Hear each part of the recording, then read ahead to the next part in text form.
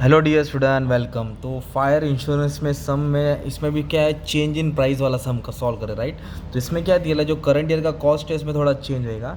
तो पहले बेसिक से वापस फायर इंश्योरेंस समझते हैं। तो अच्छा खासा बिजनेस चल रहा था, बिजनेस में पनौती लग गई और आग लग गया। तो एक 2012 में जनवरी दिया है, फिर 2013 का जनवरी, मतलब ये ओपनिंग स्टॉक हो गया, क्लोजिंग स्टॉक हो गया। फिर 2012 का परचेस है, फिर आग का भी लगी 15 सितंबर को, आग का भी लगी 15। तो मतलब ये पनौती वाला महीना आ गया जिसमें लोगों को आग लग गया। तो ये मेमोरेंडम में आएगा, ये भी मेमोरेंडम है, जिधर जिधर 15/9 है मतलब मेमोरेंडम। तो अपने को ये सेल्स दिया, मतलब बेसिकली अपने को सबसे पहले क्या करना है, ट्रेडिंग अकाउंट बनाना है। और ट्रेडिंग अकाउंट से क्या फाइंड करना है अपने को, ग्रॉस प्रॉफिट फाइंड करना है। क्या फाइंड करना है अपने को, ग्रॉस प्रॉफिट। तो ये ट्रेडिंग अकाउंट कौन सा बन रहा है, एक अच्छा सुनहरा साल गया था ना उनका, 2012 एंड हुआ था, पूरा 12 मंथ का ये ट्रेडिंग अकाउंट रहेगा तुम्हारा, ओके।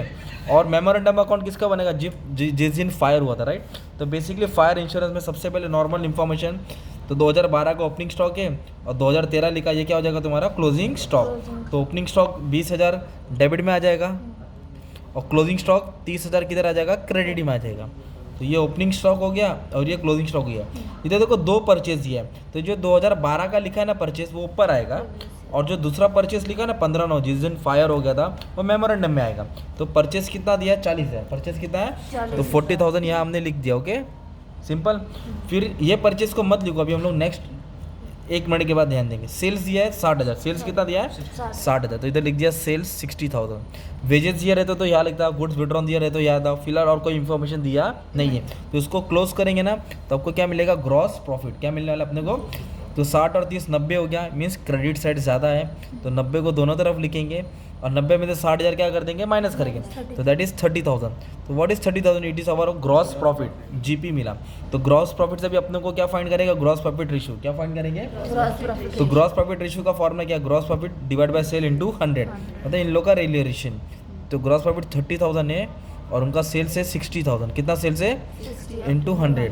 तो ग्रॉस प्रॉफिट रेशियो हो गया 50%। कितना परसेंट हो गया, हम लोग 50% प्रॉफिट मेंटेन कर रहे हैं सेल्स पे, है ना। जितना का माल बेच रहे 30,000 उनका प्रॉफिट निकल रहा है। अब अपना एक, जैसे कि ये जैन से दिसंबर था 2012, फिर जैन आया, फेब आया, मार्च आया, अप्रैल आया, मई आया, जून आया, जुलाई की बारिश आई, अगस्त आया, सितंबर, 15 सितंबर दिख रहा है, 15 सितंबर को आग लग गई। तो फिर इधर ही 9 महीने का हिसाब बनाना पड़ेगा, जो भी महीने का, तो उसको मेमोरेंडम बोलता है, राइट। तो ये पूरा साल का नहीं होता, कुछ महीने का होता है। तो ये क्लोजिंग स्टॉक है, क्या ये, तो इधर आके क्या बन जाएगा, ये ओपनिंग स्टॉक, क्योंकि ये क्लोजिंग है तो इधर बन के क्या हो जाएगा, ओपनिंग। तो ओपनिंग स्टॉक मैंने रिकॉर्ड कर दिया, क्लोजिंग हो गया, इधर क्या बन गया, नया साल का ओपनिंग।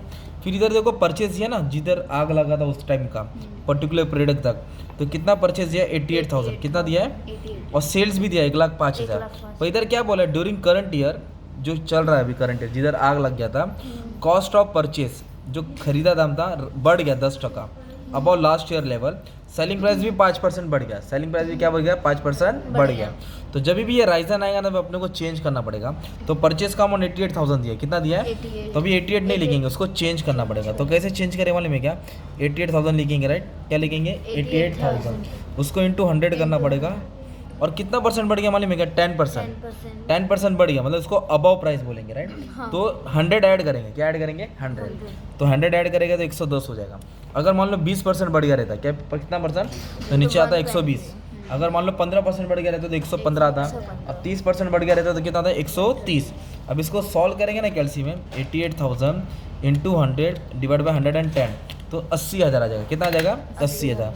अब इसका मतलब फिर से समझाता हूँ, मतलब ये 88 था, 88 करंट प्राइस ऐड कर, मतलब 80 पे उन लोगों ने 8,000 एक्स्ट्रा लिखा था। कितना लिखा था, तो क्यों 8,000 एक्स्ट्रा लिखा था, क्योंकि 10% प्राइस बढ़ गया था। तो अपने को ओरिजिनल प्राइस निकालना पड़ेगा, क्या निकालना पड़ेगा, तो 80 आ जाएगा, राइट। सेम फॉर सेल्स करना पड़ेगा। तो सेल्स का अमाउंट कितना दिया है, सेल्स का 60,000 तो इधर का था, राइट, पर जो जिधर आग लगा था 1,05,000, और कितना परसेंट सेलिंग प्राइस बढ़ गया था, 5%, मतलब ये 105% है। कितना है, अपने को 100% चाहिए। तो सेल्स का जो अमाउंट है 1,05,000, इसको इंटू 100 करेंगे और डिवाइड बाय 105, तो अमाउंट आ जाएगा 1,00,000। कितना आ जाएगा, ये हो जाएगा लास्ट ईयर प्राइस। क्या हो जाएगा अपना, ये चीज़ नया था, मतलब परचेस में ज़्यादा था उसको एडजस्ट करके लिखा, सेल्स में भी ज़्यादा था एडजस्ट करके लिखा। और ग्रॉस प्रॉफिट रेशियो कितना है, 50। तो इधर लिखेंगे 50%। तो किस पे लेने का 50%, सेल पे, सेल्स पे। तो ये कितना, ये 1 लाख है, 1 लाख। तो 1 लाख का कितना परसेंट मेंटेन करने का है, 50%। तो 1 लाख के ऊपर आपको 50% निकालेंगे तो आपका ग्रॉस प्रॉफिट मिल जाएगा। क्या मिल जाएगा इसमें, ग्रॉस प्रॉफिट। तो ग्रॉस प्रॉफिट आएगा 50,000। कितना आ जाएगा ग्रॉस प्रॉफिट, 50,000। तो अब इसको हम लोग बैलेंस करेंगे ना, तो अपने को क्लोजिंग स्टॉक मिलेगा, और वो स्टॉक मिलेगा जो 15/9 को आग लग के जल गया था, है ना। तो अभी इसको ऐड कर लेंगे, 30, 80, 50, 1,60,000। 160। इधर भी कितना लिखेंगे, 1,60,000। 1,60,000 में से 1 लाख क्या कर देंगे, माइनस। तो कितना अमाउंट है, 60,000। तो ये क्लोजिंग स्टॉक है, was on fire on that date. तो ये डेट पे क्या गया, इसको क्या लग गई थी मालूम है, आग लग गई थी। ओके, तो 60,000 का क्लोजिंग स्टॉक को आग लग गया था। बट इधर क्या दिया मालूम है क्या, उन लोगों ने सैल्वेज वैल्यू दिया 2000, मतलब कुछ स्टॉक उन लोगों ने 2000 का बचा है। कितना स्टॉक की वैल्यू बचा है, 2000 का। तो जो value of closing stock at current price, तो पहले लास्ट ईयर का प्राइस कितना था, 60,000 था, राइट। और परचेज प्राइस कितना बढ़ गया था, 10%। तो क्लोजिंग स्टॉक में भी ऐड करना पड़ेगा, क्योंकि क्लोजिंग स्टॉक की भी मतलब क्लोजिंग स्टॉक वही होता है जो ओपनिंग स्टॉक परचेज के हिसाब से होता है। तो ये स्टॉक था उस टाइम, तो वो 10% ज़्यादा था, तो इधर 10% ऐड करना पड़ेगा। तो 10% किस पे ऐड करेंगे हम लोग, 60,000। ये पार्ट नया आ गया तुम्हारा, राइट। तो closing stock at last year rate कितना था, 60,000, और 10% क्या किया हमने, इसको ऐड किया। तो परचेस प्राइस बढ़ गया था ना, इसलिए तो 6,000 हो जाएगा। तो क्लोजिंग स्टॉक की वैल्यू कितनी हो जाएगी, 66,000। तो ये अपने को मिला closing stock at current and price. सिर्फ ये टाइप के सब में ही ऐसा चेंज है, बाकी सब में नहीं था। ओके, अभी लॉस कितना नुकसान हो गया वो पता करेंगे। तो स्टॉक की वैल्यू 60 थी, और 10% ऐड करके वैल्यू कितना हो गया, 66,000। मतलब 66,000 की वैल्यू का स्टॉक था जिसको आग लग गया, और हमने पानी डाल के 2,000 बचाए। आग को काबू करके थोड़े बहुत हद तक सिर्फ 2,000 का माल सेव किया। तो 2,000 का माल सेव हो गया, राइट।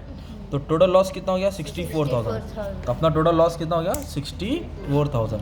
ये हो गया लॉस ऑफ स्टॉक। क्या हो गया, लॉस ऑफ स्टॉक। और इधर क्या फाइंड करने बोला था, 15 तारीख को आग लग गई थी। From the following information calculate the amount of claim to be launch. कितना रुपये का हम लोग क्लेम लॉन्च करेंगे with the insurance company for loss of stock. तो इतना रुपये का अपन क्या करेंगे, लॉन्च करेंगे। जो अमाउंट है ना माइनस करके, ये 64,000 है। और इधर कोई पॉलिसी वैल्यू नहीं दी है। क्या नहीं दी है, अगर पॉलिसी वैल्यू दी रहती फिर अपने को क्लेम मिलता। मान लो उन लोग की पॉलिसी रहती 1 लाख, सपोज सा फॉर एग्जाम्पल पॉलिसी कितने की रहती, तो पॉलिसी की जगह पे 1 लाख डालते, 1 लाख का पॉलिसी था उनका। क्लोजिंग स्टॉक कितना था तुम्हारा, 66,000, और लॉस कितना हुआ तुम्हारा, 64,000। तो इसको सॉल्व करते ना, तो इंश्योरेंस कंपनी तुमको इतना रुपया क्लेम देता। पर हमारे वाले समय पॉलिसी दिया ना, तो ये पार्ट करना ही नहीं था।